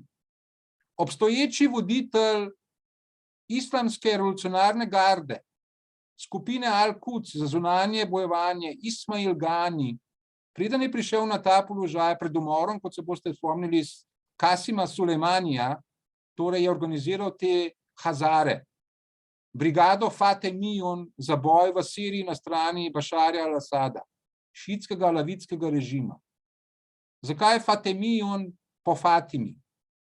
Četrta hčerka proroka Mohameda, Fatima, se je poročila z začetnikom šiizma Alijem ibn Abi Taliba. Zato ima poseben pomen v percepciji šiitov. In pa Iran tudi pravi, če bo treba, bomo tudi začeli podpirati tiste sile v Afganistanu, ki so že razglasile boje proti talibanskemu režimu, ampak so v sedanjem trenutku šibke, to je Nacionalna fronta Afganistana, oziroma Nacionalna fronta odpora, ki jo vodi Ahmed Masud, sin tega Ahmeda Šaha Masuda, legendarnega borca proti Sovjetom in proti talibanom, ki tukaj deluje v dolini Pančir. Torej, ta dolina Pančir je bila zmeraj tradicionalno neka trdnjava odpora proti talibanom. Iran pravi, če treba, bomo tudi odnose z njim navezali, čeprav bo tokrat situacija drugačna. Namreč med letoma 1996 in 2001 tale dolina Pančir ni bila odrezana od Tadžikistana. Sedaj pa talibani nadzorujejo tole mejno območje s Tadžikistanom. Tako da nimajo te Tadžiki prave preskrbovalne poti. V tem je situacija precej drugačna. In končno Rusija. Rusija sedaj dobro sodeluje z Afganistanom, torej, ker pravi, da so talibani prinesli neko stabilnost v Afganistan, hkrati pa Rusija pravi, dobili smo zagotovila od talibanov, da ne bodo dovolili, da bi Afganistan postal odskočna deska za sile, ki bi lahko napadale ali ruske cilje, ali pa cilje v Srednji Aziji. Zaenkrat Rusija še vedno vztraja pri teh dobrih odnosih z Afganistanom oziroma s talibanskim režimom, čeprav, ko gre za ta cilj, da talibani ne bi smeli dovoliti, da bi Afganistan postal neka odskočna deska za napade v srednjeazijskih republikah, se tle zapleta v odnosih med talibanskim režimom in Tadžikistanom. Mimogrede, ta Tadžikistan je edina srednjeazijska republika, ki ni turškega etničnega izvora, ki je perzijska. Tadžiki so iransko ljudstvo. Namreč talibani so na mejo s Tadžikistanom postavili oziroma dovolili tadžiškim islamistom, da nadzorujejo to mejo in to je razburilo tadžiški režim. In zato je tadžiški režim edini od srednjeazijskih republik, ki močno kritizira talibanski režim in govori o teroristih. Naprimer, Uzbekistan, ki bi tudi lahko postal podpornik teh Uzbekov manjšinskih, po drugi strani zelo dobro sodeluje s talibanskim režimom. Tadžiški režim pač ne. In če bi se ta relacija med Tadžikistanom in talibani zaostrovala, predvsem pa, če bi se Tadžiki v Afganistanu, 27% prebivalstva, množično torej strnili za to nacionalno fronto odpora Ahmeda Masuda, potem bi pritisk na Rusijo naraščal. Ne pozabimo, Rusija ima v Tadžikistanu največje kopensko oporišče izven Rusije, 7000 vojakov v Tadžikistanu. In bi Tadžiki nekako pritiskali na Rusijo, da naj vendarle stopi na stran Tadžikov proti paštunskim talibanom. Ampak to bomo še videli, kaj se dogaja. Meni osebno sta največji neznanki, kaj je s temi Tadžiki in s Hazari nasproti talibanskemu režimu. Teh informacij je zelo malo, v načelu bi morali biti torej vsaj v neki meri opozicija talibanskemu režimu, ampak zaenkrat se to še ni razvilo daleč. Kot pravim, Ahmed Masud je razglasil to nacionalno fronto odpora, ampak je bila v marsičem že poražena. Tako da se bori za preživetje. Čisto za konec naj še sam to povem, da ne bom predolg, da na kratko, potem bom morda še kaj več povedal, vse sem že zdaj dolg, se opravičujem. Na kratko, zmaga talibanov je spodbudila veje Al-Kaide po celem svetu, da slavijo zmago. Govorijo o strateški zmagi, pravijo, to, da je bil Emirat, ki je dajal zatočišče Osami bin Ladnu, ponovno vzpostavljen, to je strateška zmaga za islamizem. Govorim predvsem o treh vejah Al-Kaide. Al-Kaida na arabskem polotoku, ki sicer vojaško zgublja, potem je tle v Somaliji gibanje Al-Shabaab, ki je vojaško zmeraj močnejše, in pa govorimo o Al-Kaidi v Sahelu, skupina za podporo muslimanov in islamu. Vsi slavijo zmago talibanov in pravijo, če so talibani po dolgoletnem boju lahko zmagali, potem bomo tudi mi. Hvala lepa za to, zdaj pa seveda vprašanja. Hvala lepa za vašo pozornost.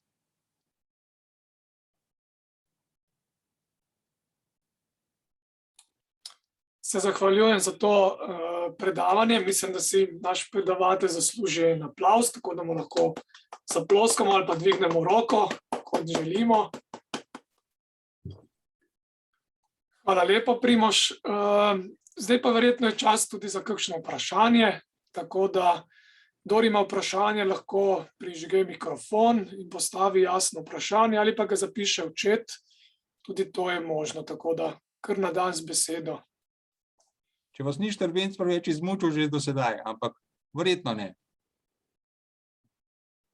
Lahko tudi komentar, niso nujno samo vprašanje. Tako je.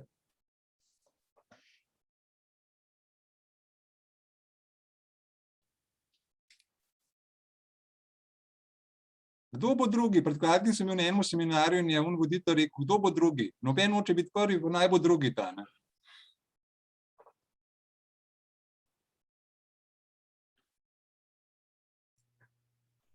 Gregor, a smem? Lahko, lahko. Iskrena hvala, pa res lepa hvala za izjemno izčrpno predavanje. Tole območje kar dobro poznam, ravno kar se pravzaprav iz njega vračam, iz tega severnega dela Pakistana, kamor zahajam že od leta 2004. Pa bi bilo moje vprašanje predvsem profesorju v smislu, kako si predstavljate, oziroma kako razumete predvsem to, da so migranti, predvsem afganistanski migranti, zdaj v Pakistanu, predvsem je to ta v bistvu bogatejši sloj, se pravi to, kar ste omenjali, ta srednji ali pa nižji sloj nikoli ne bo mogel zapustiti Afganistana. So predvsem ti ta bogati, ki predvsem Pakistan izrabljajo za samo odskočno desko potem na zahod, predvsem seveda v Združene države Amerike.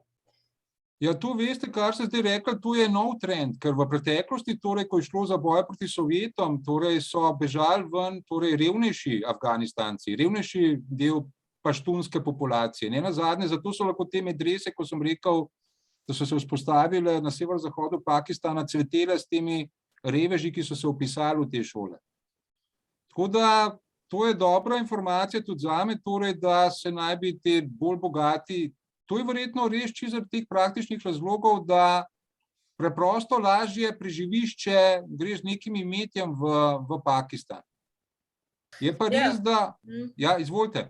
Ne, se pravi, da to je bil res tak, v bistvu tak presenečenje zame, a ne, po tolikih letih v bistvu obiskovanja, predvsem province Gilgit-Baltistan, a ne, pa seveda jasno Islamabada, kamor vsakič preletiš, a ne, dejansko pač je popolnoma vse, tudi nastanitvene zmogljivosti so v bistvu zasedene s Afganistanci, a ne, predvsem tistimi, ki imajo za to zadostna finančna sredstva, a ne. Medtem ko ti pač ta srednji ali pa seveda pač ta bolj reven sloj, ti pa res nimajo možnosti pravzaprav kaj dosti prehajati meje. Ja, zdaj seveda prvi možen odgovor je v tem, da seveda, da talibanska politika seveda bi bili nekorektni tudi intelektualno, če bi rekli, da so talibani samo katastrofo prinesli v Afganistanu. Afganistanu so talibani vendarle prinesli prvič nek relativen mir, drugič neko stabilnost, tretjič neko predvidljivost oziroma boj proti korupciji.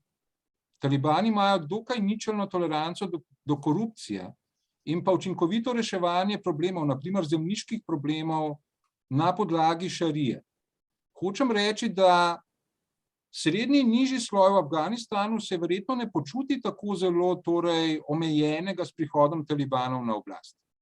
Da ne počuti tega kot neko diktaturo, ki bi torej zdaj kratila ne vem kakšne pravice, seveda bolj intelektualni sloji, bolj izobraženi, pa čutijo torej ta tradicionalizem talibanov. Torej, in seveda se po tem smislu počutijo veliko bolj utojene, ogrožene in tako naprej. In to je vsekakor eden razlogov, zakaj bolj bogati Afganistanci ven zbežijo. S tem, da bi vas jaz še gospa Mrak vprašal, a mogoče veste, kaj pa etnična sestava teh bogatejših, ki Pakistan bežijo? Tega ne poznam, to mi ni bilo pač jasno, kateri so tisti, a ne, se pravi etnična struktura ne, ampak ja, morda če, tega ne poznam, ampak predvsem se je pa videl, no, se pravi bogatejši sloj, ki pač je prišel tja, ne, in pa tukaj res denar ni ovira, ne, pri prehajanju in dejansko dobijo v bistvu 3-mesečno to nekako pač to vizo, a ne, se pravi za vizum, no, za pač a ne, da ostanejo pač v Islamabadu, a ne, se pravi večinoma v glavnem mestu in potem pač je to odskočna deska potem za predvsem za Združene države Amerike, a ne, tako zdaj etične strukture nažalost ne poznam, ampak lahko pa povprašam, to pa je tam najmanjši problem. Zato, ker jaz bi si skoraj upal staviti, da gre v veliki večini za paštune. Za paštune, a ne, verjetno, ja. Ker seveda paštuni, ne pozabimo, se v Pakistanu zelo dobro počutijo, zato, ker kot sem že rekel, v Pakistanu je 15% prebivalstva paštunov in ne pozabimo, da paštuni na obeh straneh meje tole mejo med Afganistanom in Pakistanom razumejo kot neko umetno mejo. To je tako ena Durandova črta, ki je bila sklenjena 1893, sklenila sta jo torej Abdar Rahman, železni emir, in pa zunanji minister britanske Indije Sir Mortimer Durand, in je ta umetno zarezala v paštunski etnični prostor in ga deli. Tako da ni naključje, da so afganistanski paštuni oziroma talibani v boju proti Američanom ves čas imeli zaslombo pri pakistanskih paštunih. In pa sedaj obratno, kot sem omenil. Tako da verjetno so res te predvsem etnični paštuni, zato ker etnični Hazari in pa etnični Uzbeki grejo seveda v drugo smer. Hazari bolj v svoje šiitsko zaledje v Iran, te Uzbeki kot turško ljudstvo pa seveda v Uzbekistan in pa naprej v Turčijo. Nekako po tej svoji etnični pripadnosti tudi bežijo potem. Mogoče sam še to, pa bom ti, da še kdo kaj vpraša, ampak ja, recimo ta vahanski koridor, a ne, se pravi, tukaj se pa res kaže, da tega prehajanja v tem v tej zadnji, a ne, pač v tem vojnem stanju, a ne, precej manjka recimo v preteklosti, a ne, se pravi, to, kar imam izkušnja recimo že iz Afganistana leta 2003, a ne, takrat je bilo bistveno bolj tako izrazito to pač prehajanje, torej tudi na ta Hanski koridor, pa potem v Pakistan, tokrat pa ne, se pravi, samo nekaj primerov, recimo prehajanja potem pač v ta del, recimo Pakistana, ne, predvsem manj kot včasih. Aha, ko ravno gospa Mrak govori o Hanskem koridorju, naj tlele ponazorim, to je tale rilček tlele. Rilček med severovzhodom Pakistana, ki povezuje severovzhod Pakistana in pa Ljudsko republiko Kitajsko. Hanski koridor in tle se Ljudska republika Kitajska boji, da bi tle lahko islamistični borci preko tega koridorja torej upadali v Xinjiang in tako naprej. To je ta koridor. Tale rilček tukaj je od Badakšana proti LR Kitajski. Okay, hvala, imamo še 3 vprašanja v chatu. Primož, jih vidiš? Samo da pritisnem. Aha. Če lahko kaj odgovoriš. Eno je o tem, koliko je terenskega dela za tvojimi raziskavami, drugi 2 sta povezani pa z Bin Ladnom in pa delež paštunov s Talibanom. Tako da ti kar prepuščam besedo. Ja, kar zadeva terensko delo, torej tle rečem, da ne preveč, da jaz seveda delam predvsem na podlagi sekundarnih virov. Tle terensko delo lahko rečem, da Slovencev dobro pokriva Vasja Badalič. Tako da jaz bi rekel, da tle z Vasjo Badaličem, da sva kot par zelo učinkovita, bi lahko rekel, komplementarna. Kar zadeva vprašal bi anonimno na New York Times, je nekaj, da je največji pridobitelj Talibanov, ki so zgodili Američani v 20 letih. A veste, kar zadeva to infrastrukturo? Američani so res nekaj zgradili, pa tudi Indijci so nekaj zgradili, ampak jaz bi rekel, da tudi pred prihodom Američanov v Afganistan ni bil čisto brez infrastrukture. Da marsikaj je ostalo še torej v času od Mohameda Zahirja Šaha, ko so že takrat Američani vlagali v Afganistan. Sovjeti so tudi nekaj postavili, marsikaj pa tudi Američani. Kar zadeva infrastrukturo, je seveda, samo malo da tole, je najbolj pomemben mogoče tale krog, prometni krog, ki gre od Kabula do Kandaharja na jugu, do Herata na zahodu in Mazar-i Šarifa, torej ta krog avtocest.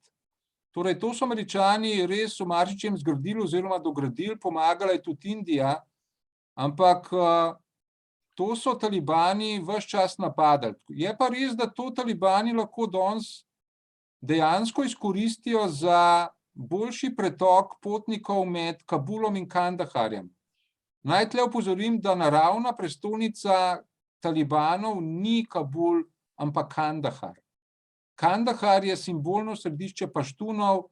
V Kandaharju torej so najmočnejša paštunske plemenske konfederacije, paštuni Durani, ker te paštuni se delijo na paštune Galji, paštuni Durani, in Kandaharju je mavzolej ustanovitelja modernega Afganistana Ahmeda Šaha Duranja. Tako da jaz mislim, da se treba strinjati, da so Američani prinesli tudi nekaj infrastrukture v Afganistan, čeprav tle treba močno relativizirati te poudarke Američanov, potem ko so se umaknili, češ koliko 1000 milijard smo mi vložili v Afganistan. Kot že omenjeni Vasja Badalič v svoji knjigi Teror svobode omenja, poudarja, kar je pomembno, je do leta 2012, v prvih 11 letih ameriškega obstoja v Afganistanu, je bilo od 550 milijard dolarjev, ki so jih Američani vložili v Afganistan, kar 460, ogromna večina, bila dana za ameriško vojsko v Afganistanu in pa tudi za afganistansko vojsko. Se pravi, zgolj tam okrog 90 milijard pa za afganistansko infrastrukturo. Tako da tle treba res to relativizirati, to napihovanje ameriške infrastrukturne pomoči Afganistanu. Torej za svojo vojsko so veliko dajali. Podobno se je dogajalo tudi v Iraku, da so Halliburton in podobna podjetja močno služila. Tako da te številke je treba dati, čeprav bi bili pa nepošteni, če bi rekli, da Američani pa čisto nič niso zgradili. Nekaj so, samo mnogo več bi lahko še naredili. Okay, naslednje vprašanje, Ja. Primož, Aha. tukaj sprašuje mogoče vprašanje o vlogi ZDA v vzponu Talibanov med državljansko vojno in ironična razglasitev Osame bin Ladna kot freedom fighterja. Ja, tlele moram malo popraviti tole. Torej, državljanska vojna se je začela, kot sem že rekel, med islamisti in pa komunističnim režimom 1978, prišli so pol noter Sovjeti 79 in ostali v državi do leta 1989. Potem se je pa, ko so se Sovjeti umaknili, nekaj časa še režim Mohameda Nadžibullaha, torej, ki so ga Sovjeti nastavili, obstajal do 1992. Ta režim Mohameda Nadžibullaha je pa padel, ko mu je uzbeški gospodar vojne Rašid Dostom obrnil hrbet in od leta 1992 naprej se med sabo bojujejo te mudžahedini, predvsem na relaciji paštuni proti manjšincem. Na eni strani najprej Gulbuddin Hekmatyar kot paštun, ki ga je Pakistan podpiral, proti Tadžikom Ahmedu Šahu Masudu iz doline Panjšir in pa Burhanudinu Rabaniju iz že omenjenega Badahšana. Vendar, ko je Pakistan videl, da Gulbuddin Hekmatyar kot paštun Galji ni dosegal tistega, kar so hoteli, potem je začel pa Pakistan torej rekrutirati talibane iz medres na severozahodu Pakistana. In je pakistanski obrambni minister Bilal torej rekel, moramo novo vojaško silo postaviti iz teh študentov, zato da si zagotovimo to strateško zaledje v Afganistanu in pa naredimo pot za naša podjetja v Srednjo Azijo. Tako da talibani so v bistvu proizvod torej dogajanja po letu 1994. To marsikdo opozarja, češ talibani so neprekinjene, so kontinuiteta za mudžahedini. Ne, niso kontinuiteta z mudžahedini. Talibani so študenti, ki so jih mobilizirali iz medres, izurali do neke mere, oborožili Pakistan in jih poslali v Afganistan. In v 2 letih so zasedali Kabul, potem so se pa 5 let proti manjšincem bojevali. Ironična razglasitev Osame bin Ladna kot freedom fighter. Ja, seveda, Osama bin Laden je Američanom prav prišel kot borec proti Sovjetom. Namreč naj pa omenim, da to je ustanovitelj Al-Kaide ni bil Osama bin Laden, ampak Abdullah Hazam. Al-Kaida je nastala 1987 v Pešavarju v Pakistanu, na severozahodu. Abdullah Hazam, palestinski islamist, jo je ustanovil, potem je pod njega prevzel torej Osama bin Laden. Ja, Američani so Osama bin Ladna dobro izkoristili za boj proti Sovjetom do leta 1989. Kolikšen delež paštunov predstavljajo talibani? Torej, talibani, torej brez izjeme, tako rekoč, izhajajo iz etnične skupine paštunov. Paštuni, kot pravim, pa tvorijo okoli 42% prebivalstva Afganistana. Zdaj, tako obrnjeno vprašanje, kolikšen delež paštunov predstavljajo talibani?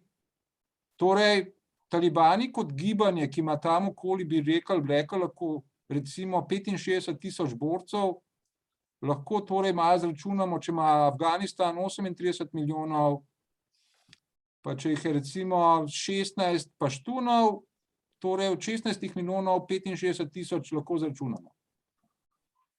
Kaj bi pa lahko talibanski režim sploh naredil?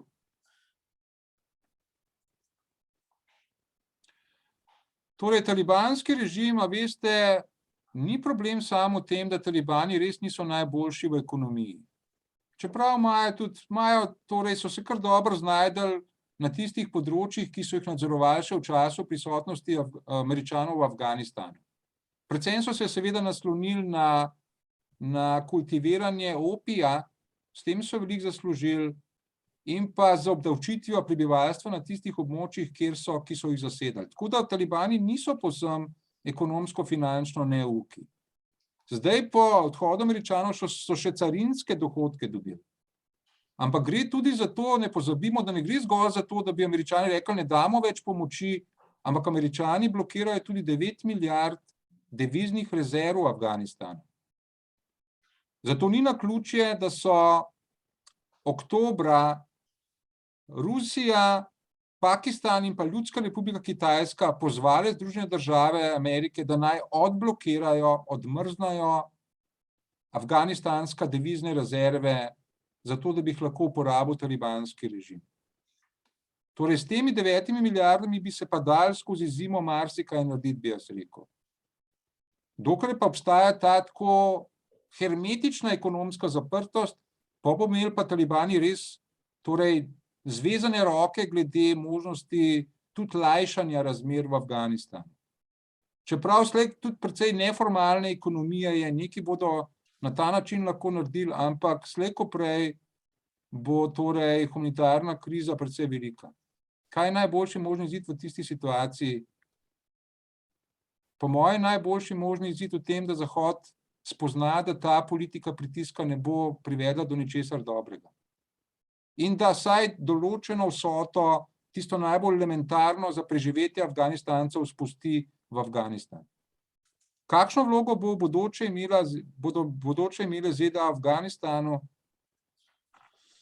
Američani so talibanom zapustili toliko orožja v marsičem zaradi tega, ker so se tako kaotično umikali. Torej preprosto, ker so se tako na hitro umaknili, so marsikaj morali za sabo pustiti. Verjetno je bila to tudi neka taktična poteza, da bi talibani lahko se bolje vojskovali proti islamski državi pokrajini Horasan. Joseph Biden ima naslednjo taktiko, kar zadeva Afganistan. Rekel je, umaknili smo se iz Afganistana, ampak zdaj bomo mi še naprej sledili, kakšno bo dogajanje v zvezi z islamisti, predvsem radikalnimi islamisti v državi. In proti njim se bomo bojevali predvsem nadaljavo. Se pravi z droni, s ciljanimi napadi. Ampak te dronovski napadi, ki jih obljublja Joseph Biden, bi utegnili biti precej problematični, kajti vemo, da Američani že do sedaj, ko so bili v Afganistanu, so velikokrat s temi dronovskimi napadi ubijali civiliste.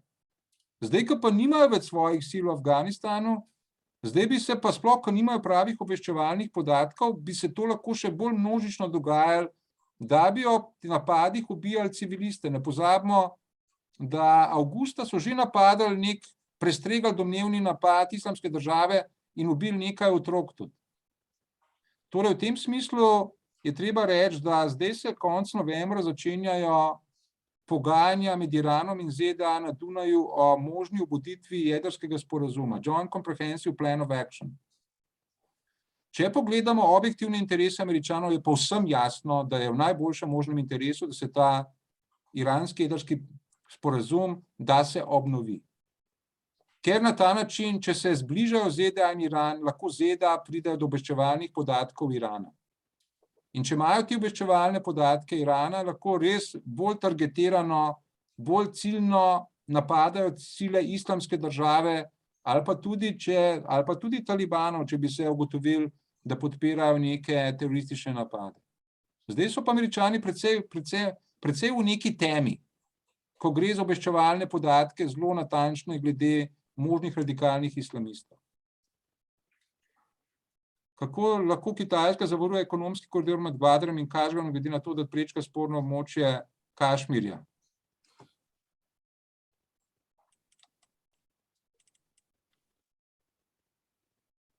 Res je, da gre tlele preko Kašmirja in to seveda, to je tudi razlog, zakaj Indija ni pristopila k pobudi pasu in ceste. Torej, Indija je ena prvih držav, ki je jasno 2017 povedala, da ne bo pristopila k temu projektu pobuda pasu in ceste. Vendarle pa jaz mislim, da tlele Kitajska išče načine, kako bi tudi tale prehod preko tegale indijskega Kašmirja na nek način zavarovala.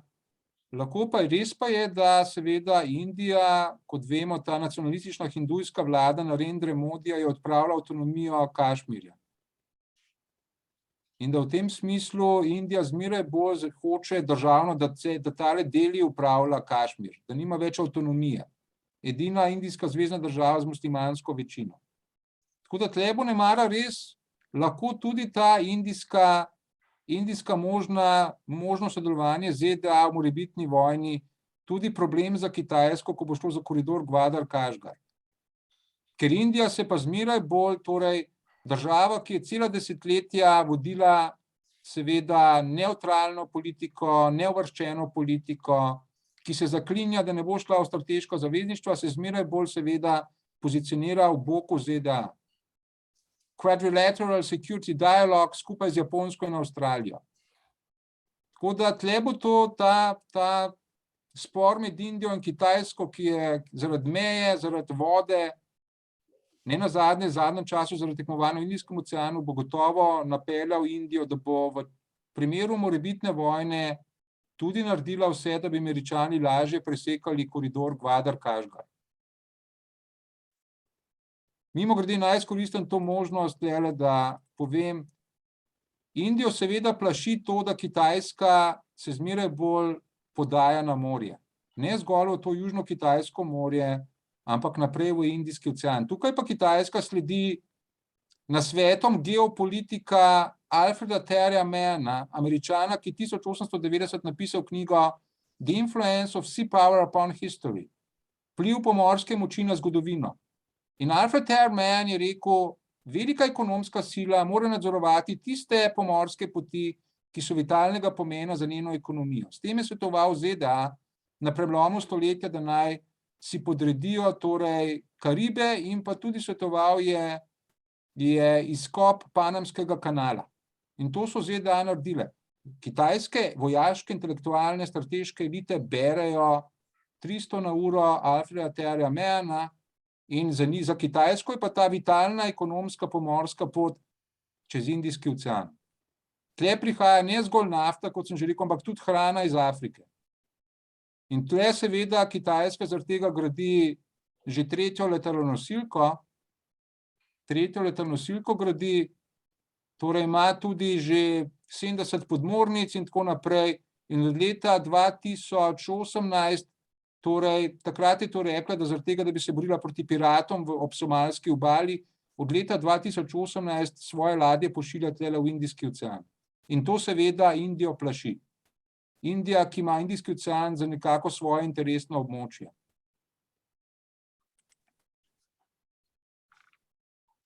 Jaz mislim, da sem zdaj do konca. Hvala Primož, saj smo bili kar dolgi, izčrpni, ogromno enih vsebin smo izvedeli. Jaz bi se zahvalil vsem za vprašanja in pa seveda Primož tebi za to odlično predavanje in tudi odgovore na vsa vprašanja.